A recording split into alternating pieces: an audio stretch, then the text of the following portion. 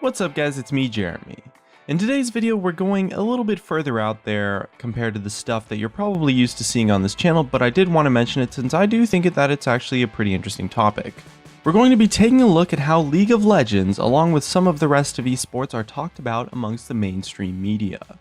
It's obviously cool for us League of Legends players to see the game we love being talked about and shown off to the rest of the world, and these articles help give us a look into how the public understands and perceives the esports phenomenon. Now, not everyone is going to share the same opinions as the players when it comes to esports, and there will always be people who refuse to acknowledge esports as anything more than just children's games, but that makes it all the more cool that big, well-known media outlets will take the chance and cover them in their news. It's a really exciting prospect that should get more people interested in the video game industry overall, as well as helping accelerate the growth of esports themselves.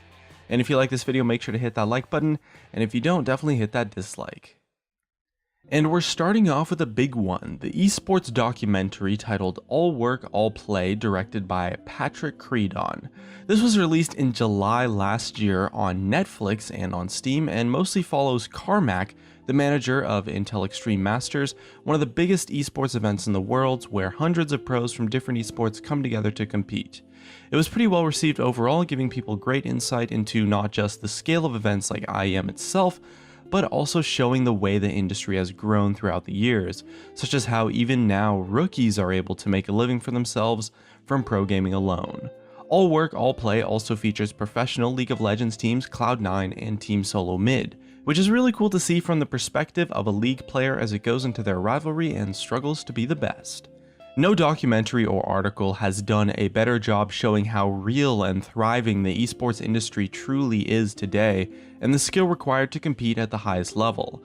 Definitely one to watch for any esports enthusiast, and actually a really great way to introduce critics into the industry. Next up, we actually have a Playboy article called Meet League of Legends, the video game turning esports into big business. It was written by Harold Goldberg back in the winter of 2014, and it does a really solid job of explaining what League is all about. It includes a solid description of how the game works, talks about the competitive scene, and some of the most famous players in the scene as well. Harold also talks about how teams from around the world will be practicing up to 15 hours a day, honing their skills to be the best.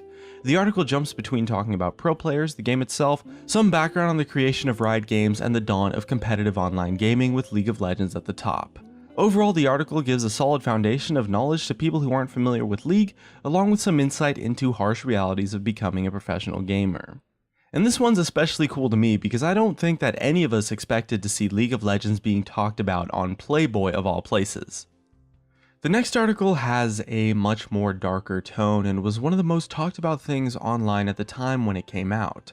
The notorious Forbes article by Paul Tassi is best explained by its title, Texas Teen Facing 8 Years After Violent League of Legends Threat. The news sent waves throughout the gaming community, and it honestly really divided people at the time. It was one of the first times that people had started to realize the gravity of what they say and do online, and the implications that things you say might have. Justin Carter was only 19 at the time, and responding to someone calling him insane, he joked, and well, I don't want to go too much into details, but let's just say that he made some violent threats. He followed up with just some joking tones, but it was so disturbing that his address was tracked down and led to his eventual arrest. Whatever your opinions on threats online and their real-life consequences are, you have to agree that this kind of thing really does paint gamers in a terrible light, and not something that we want to happen on a huge site like Forbes. So the moral of this story is to be careful what you say and do, even online. There's always real people you're interacting with behind the screen, and not everyone's going to agree with what you might think of as a joke. For our next piece, we're looking at something from Soccer AM, which is a British Saturday morning football-based comedy/talk show owned by the ESPN of the UK, and in the early 2015 they posted a video about esports and their guide to professional gaming at the Extreme Masters Championships. Unlike other media outlets that seem to make do with the bare minimum of the research on the topic, Soccer AM received a lot of good feedback from players, especially about how well researched and presented the video itself was. The aim of the video is to explain the legitimacy of esports, showing off the dedication and effort of the pro players and the massive viewer base that they have generated so far. Coverage like this is great for the community because it explains the esports phenomenon in a way that the general public can understand without compromising accuracy or potentially offending the players in the process.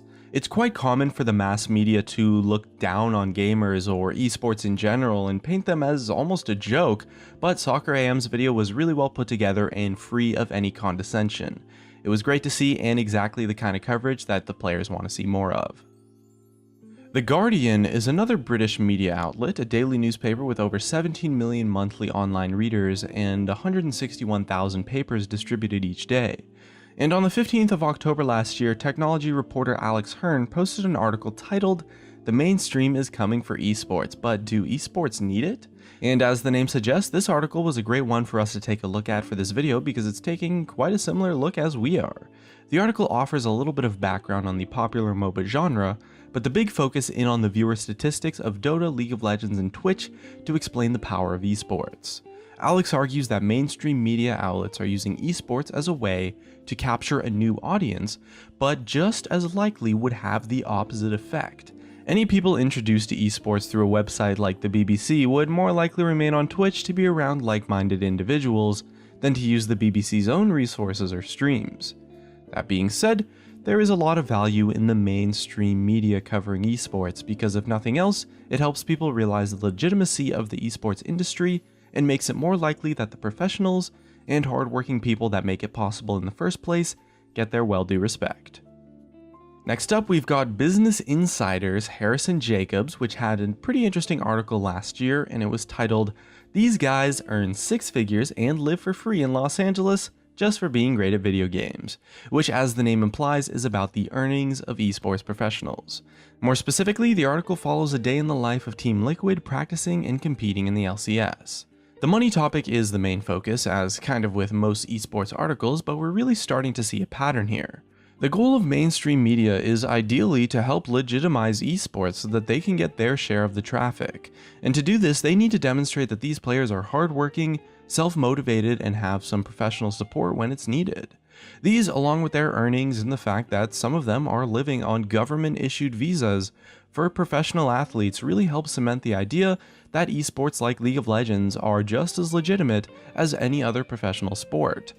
That being said, more personal articles like this one definitely do help spread the messy gamer kind of stereotype, which isn't necessarily ideal if we want the world to look at our players as mature professionals, but I guess you could at least always just spin that as dedication to the game anyway. Esports Booms Becomes Global Industry by Will Carr of Fox News was a more recent piece about what makes the industry tick. It talks about how the high viewership and dedicated audience are really good at attracting sponsors and getting people to invest into the industry. The more money flows in, the more valuable the best players become, making it even more lucrative to be at the head of a winning team. There's also a quick mention about one of the other really cool things starting to happen in the esports world, which is colleges wanting to create their own leagues and universities introducing esports scholarships. It's still early days for this kind of thing, but it might end up being an awesome path to professional gaming for dedicated players in the future, along with providing career options for retired players, which has been a point of worry for a lot of people. Not every player goes on to become a coach or a caster, so increasing the number of options for players with such a specific skill set is going to be really important in securing the future of esports. CBS's video, How Video Games Became a Spectator Sport, is an interesting angle that a lot of other articles haven't entirely mentioned. Although it's clear that a lot of people enjoy video games, what hasn't really been discussed is why so many people love watching it. The reporter looks at a few different games as esports and does show people's passion and the viability of the esports industry.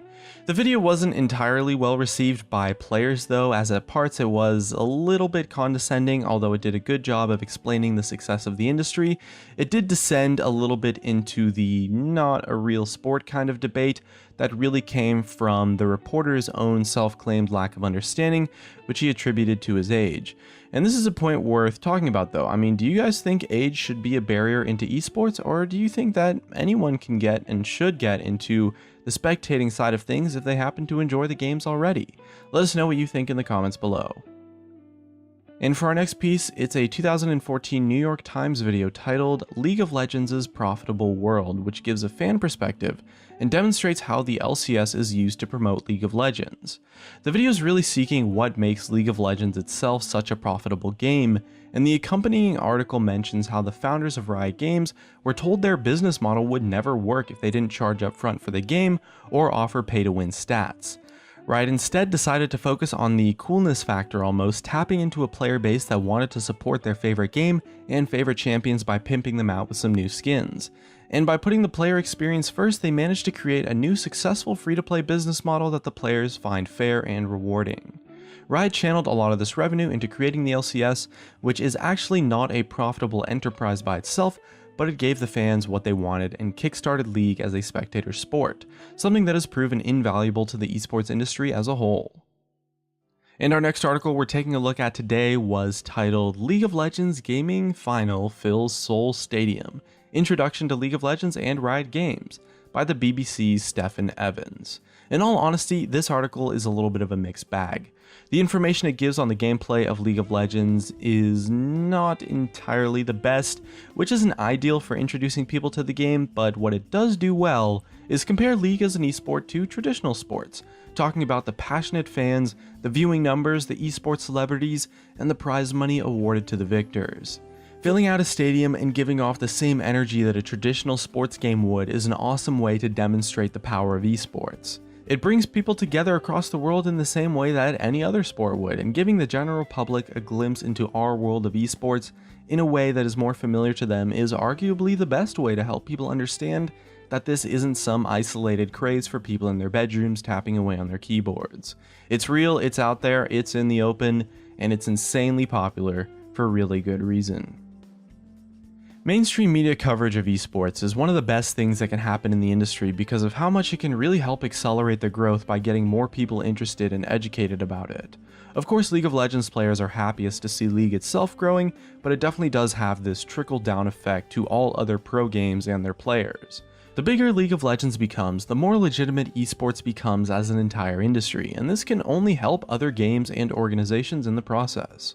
Take TSM as a really good example.